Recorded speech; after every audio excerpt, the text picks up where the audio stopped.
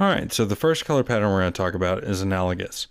What that means is you're looking at the main hue you want to look at. So in this example, we have green, and you're looking at the colors closest to it. So this is a little bit tougher to look at because the way Adobe Color does it is they give you the full spectrum of color.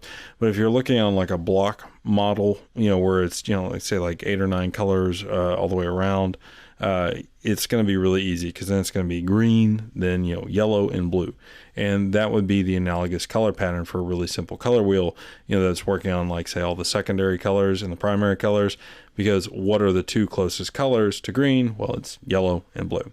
If you go to a tertiary color wheel, it gets a little bit more complicated because then you're going to have, green is going to be your middle hue, and then you're going to have like greenish yellow, maybe going into something that's more like a weird color of dry yellow green, and then you're going to have more of a bluish green or like an aquamarine, kind of somewhere over towards the blue category.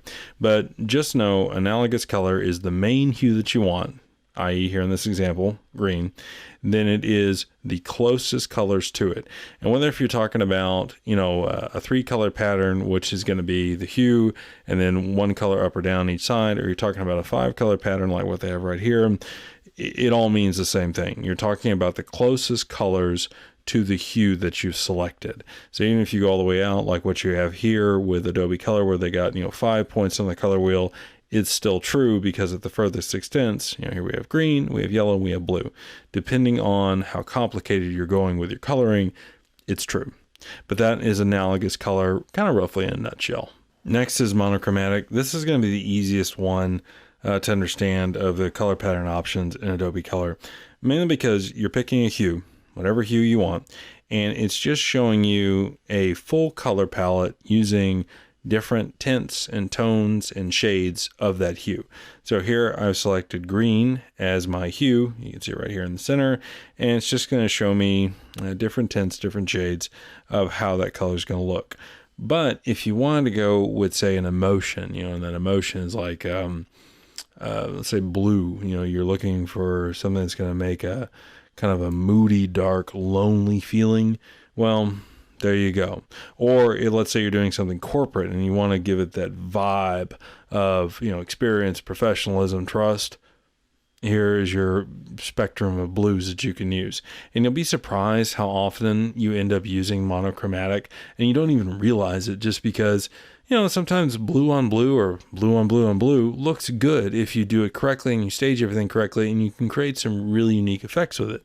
This will help you really nail down what shades of blue, what tints of blue are going to work best with all the different, blues, or, if you pick green or you pick yellow, you pick red, whatever, what's going to work best to create that feel or that look that you're going for.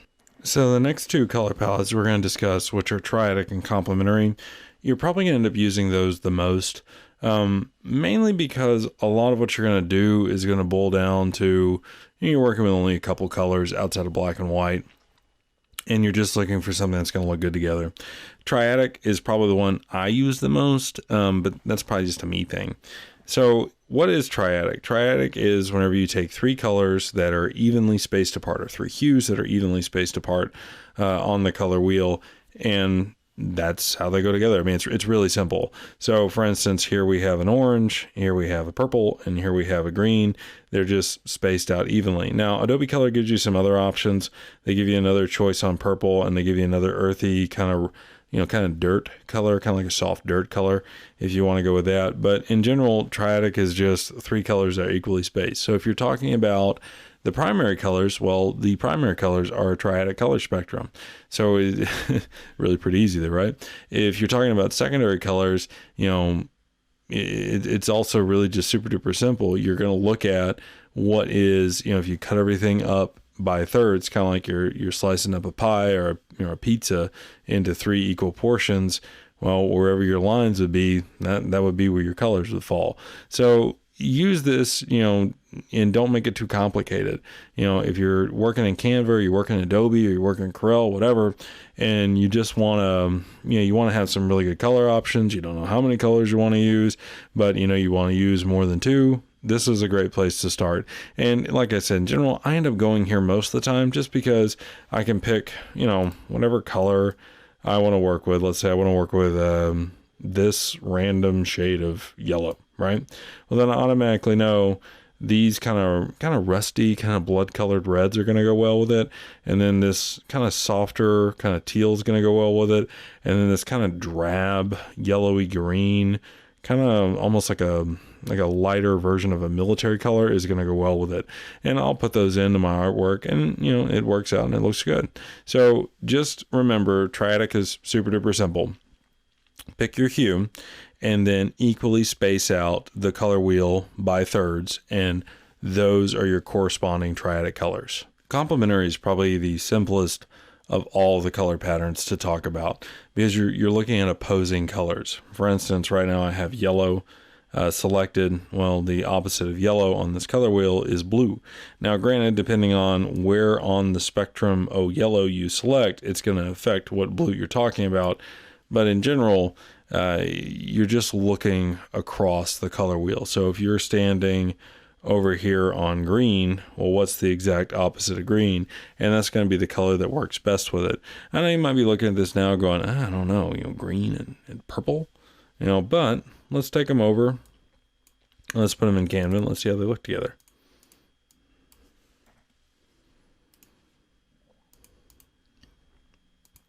So I'm just going to add our green color now. And let's grab our purple. And we can grab either one, it really doesn't matter. I'm going to go with the lighter of the two. Oop. And there we go. So if you ask yourself, does it look bad? No, not really. It actually kind of works together. It's kind of funky. You know, if you were going for that vibe, I mean, that could be really cool, especially if you were looking for something that had kind of like a nice little artsy tone to it. Those two colors would play really well together. Now, would this work for, say, like a heavy commercial project? No, probably not. But if you go back over to your color wheel, a lot of commercial projects are done in blue. You know, what are the corresponding colors to blue? It's going to be the yellows.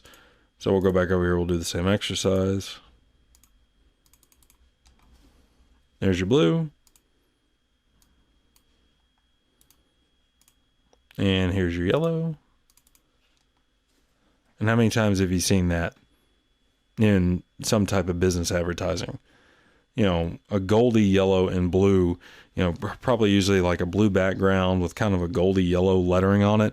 I mean, that has just been used, I don't know for how long, you know, forever and ever and ever, you know, used by a ton of news stations and almost all the random corporate videos I'm sure you've ever seen.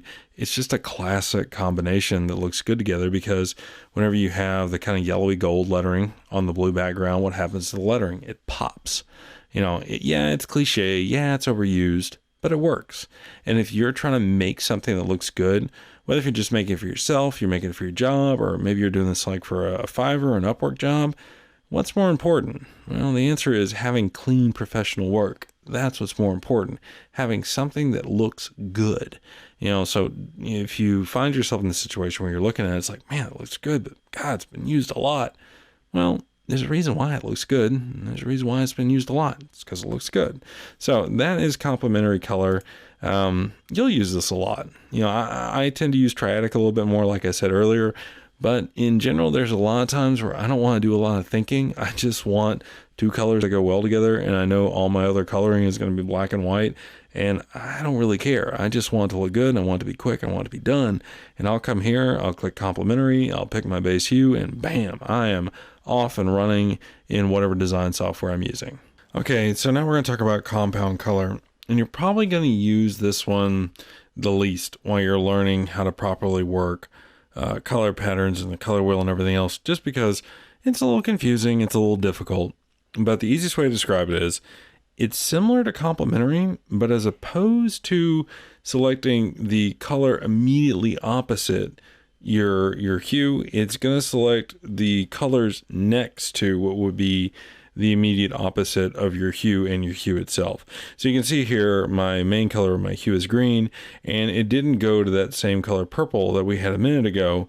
It went to the purples that were next to it. It went to the greens that were next to it. And if you learn how to work with compound color, you can make some really killer artwork, but it's difficult to kind of get in your head like, okay, wait, no, it's not the opposite. It's not analogous. It's kind of like some weird blend, and it's just going to take a little bit of practice, to be honest with you, to get used to it. But what I will tell you is, another great thing about Adobe Color, it does all the thinking for you. So if you want to practice with compound color patterns, all you have to do, come in here, pick your hue. For instance, I pick green, and then there you go. It's going to do it for you automatically. It's great. You don't have to do a whole lot of thinking. Bam, it's done. You just have to ask yourself, do you like it? And that's probably where you're going to spend a lot of your time with compound colors. You may like it more than complementary, or you may like it more than analogous. But it's going to be one of those deals where, you got to make sure it fits what you're going for with your project, and it fits what you see in your mind in terms of what you want to express with your work. So just keep in mind, the definition is the colors adjacent to the complementary color to your hue and the colors adjacent to your hue itself. And that's a really funky definition, but in general, that's kind of the pseudo textbook answer. You can see it here yet again, just to go over one more time. My hue was this kind of middle green, and here we have our purples, and here we have our other colors of green, which are, kind of like if you drew a little weird ultra wide V, that's how that would look. And if I swung it all the way around to say, let's just go to red, you're going to see the same thing.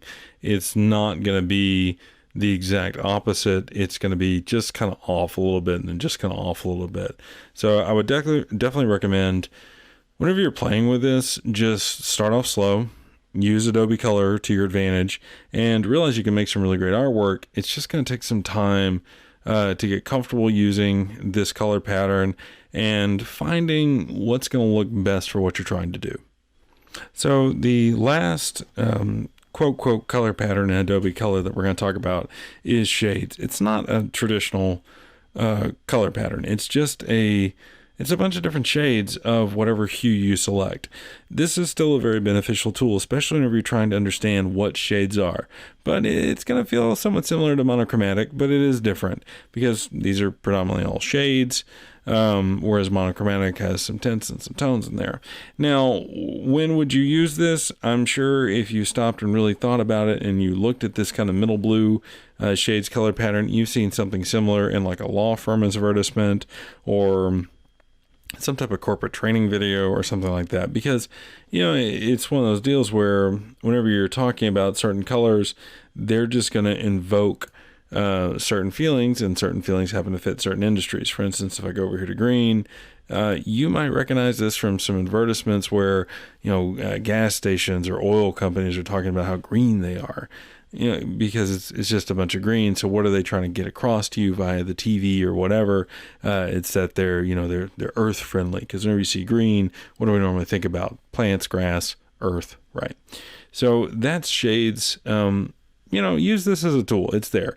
There's nothing wrong with it. Just know it's not one of the traditional color patterns. So the last thing we're going to talk about in Adobe Color in terms of the color patterns is custom.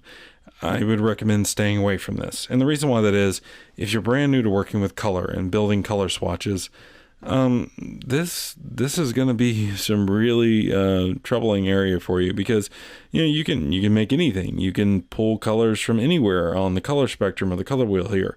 So if you don't really have a good grasp on how to blend colors together to make a really good swatch, you can make some nasty looking stuff, kind of like what I showed you earlier in Canva. So know that it's here, but don't mess with it. So other things you can do in Adobe Color that can be really beneficial to you, if you have an image which you're trying to say, man, I want that red, or I want that orange, you can upload the image, it'll extract the colors from the image. Other things you can do, if you come across a color palette that you really like, you can save it to your personal library if you have an account with Adobe.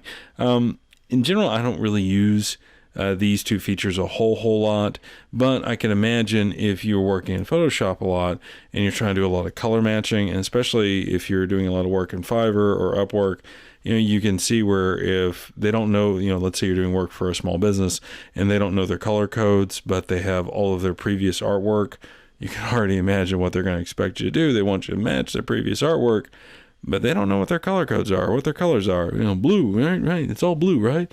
So this could be really beneficial to you if, that's your situation. If not, if you're doing more digital illustration or you're doing, color grading or whatever, you may just want to come in here and kind of, pull the colors as you need them. But know that you can do that. You can save them. You can extract from an image, and those tools are there for you to use. We're going to talk about color context, and this can be a difficult subject to get your head wrapped around.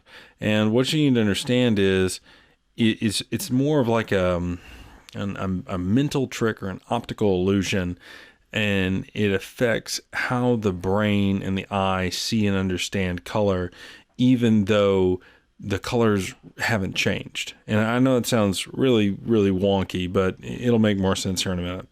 So I have two examples for you, right? And we're going to start with the big one down here at the bottom. We have a red dot with a black background, then we have a red dot with a gray background. Are those two reds the same red? Go ahead, take a minute, take a really good stare at them. Right now, you're probably arguing with yourself. Yeah, no, they're definitely the same red. No, they're not. Or maybe you're doing the opposite. No, they're different. Are they? Long and short of it is you probably took more than one look.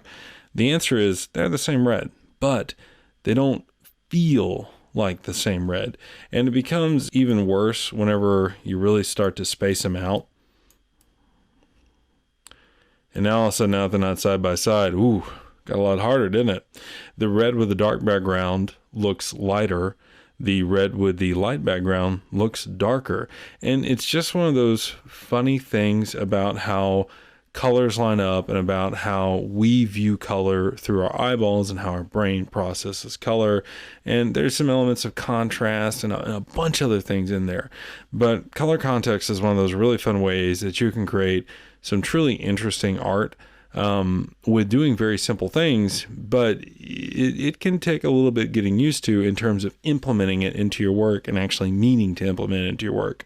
You can accidentally do this all the time. You probably have accidentally done it more times than what you can even count, but using it as a tool can take some definite practice. Now let's look up here at the more difficult example.